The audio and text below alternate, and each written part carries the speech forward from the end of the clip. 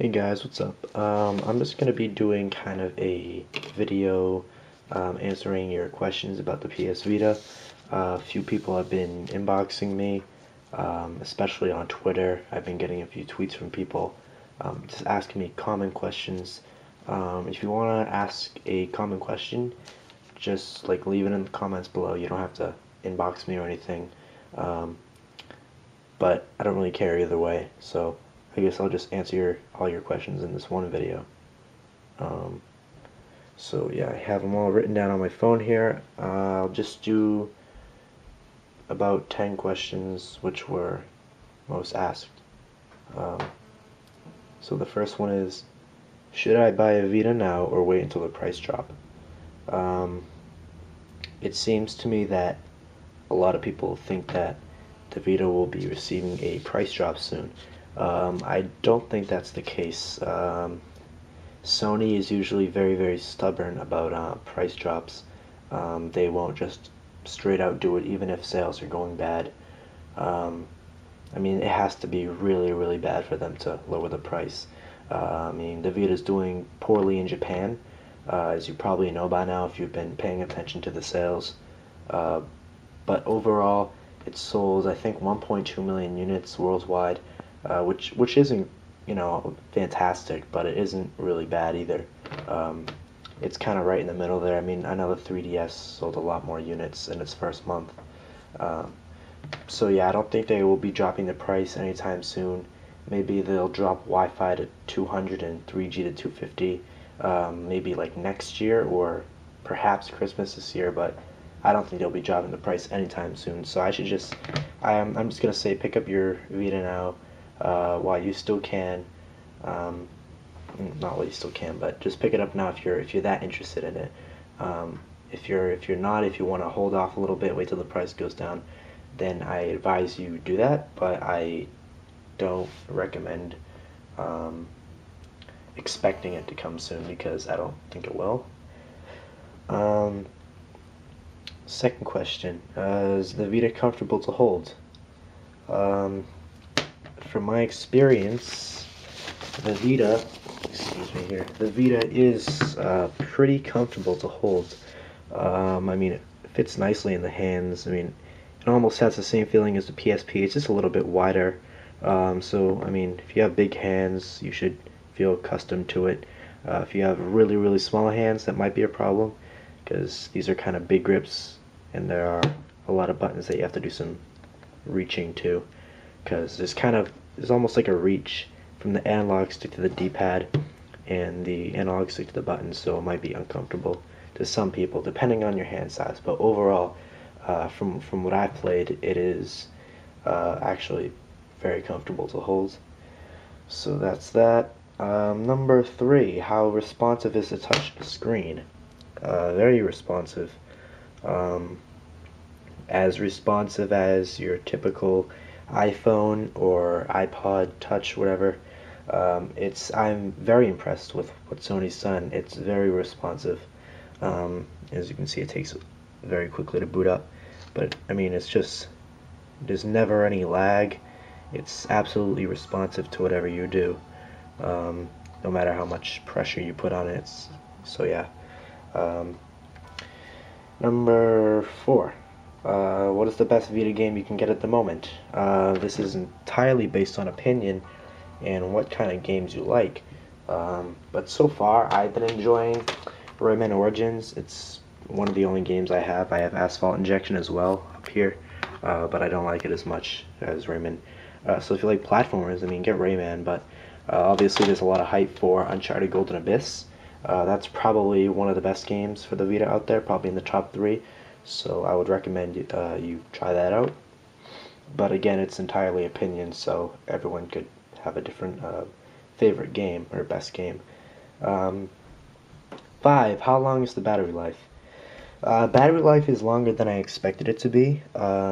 If I have airplane mode on, so if you turn off your Bluetooth, which you really don't need, and your 3G and Wi-Fi connections and all that, you can easily get 5 to 6 hours around there. But if you leave your connections on, you might be able to get 3 or 4 hours at most. I mean, the connections just take a lot of battery for some reason. But overall, I mean, I'm more than impressed with the battery life. It's a little bit longer than I expected it to be. Some people exaggerate it and say, "Oh, it only lasts 3 hours." That's not true. That's only if you have like the highest brightness and you're playing non-stop with everything on. But I have highest brightness on with airplane mode on and Bluetooth off, and I've been able to squeeze in 5 to 6 hours. So it's it's in the middle. It's like a moderate battery life. So 6, is 3G worth it? I would say no. It's not worth it at all. If you manage to pick up the 3G bundle, you might be lucky there because you get a free game and a free month of 3G, as well as, did I say 3G? I meant 3G, I'm sorry. And you also get a 8 GB memory card. Yeah, so, I mean, that's a pretty good deal, but overall I'd say the 3G isn't worth it. First of all, you can't play online with 3G. Let me just get that out there. People have this, they just think that just because you get the 3G, you can like play online. You can't. You have to have Wi-Fi, otherwise you can't play online. But the 3G, it really doesn't do much. I mean, if you want like updates and like constantly updates and stuff for multiplayer games, and I guess you can get it, but it's really not worth the money that they're charging. So I wouldn't recommend it at all unless you really, really want it or need it. 7, do the analog sticks click? If you, I'm not gonna, well, I won't say who asked this, but this is a very simple question. I'm surprised you haven't figured it out yet, no offense, but the analog sticks do not click. They don't have R3 or L3 like the PS3 controllers do. So yeah, that was revealed a while ago. They do not click. Number 8. How fast is the web browser? I haven't been able to test out the web browser a lot, but based on the research I've done, it's a little bit faster than the PSP, but not quite as fast as your average smartphone that you'll use for most of your browsing. So it's okay, not the best, but you will get some decent speeds for what it is. If I can get a good connection, then I might be able to use the browser more and show you guys. Number 9, do all Vita games have trophies? I'm assuming, I can't say for sure, but the 2 games that I have both have trophies. So I'm assuming that every single Vita game, including downloaded ones, will have trophies.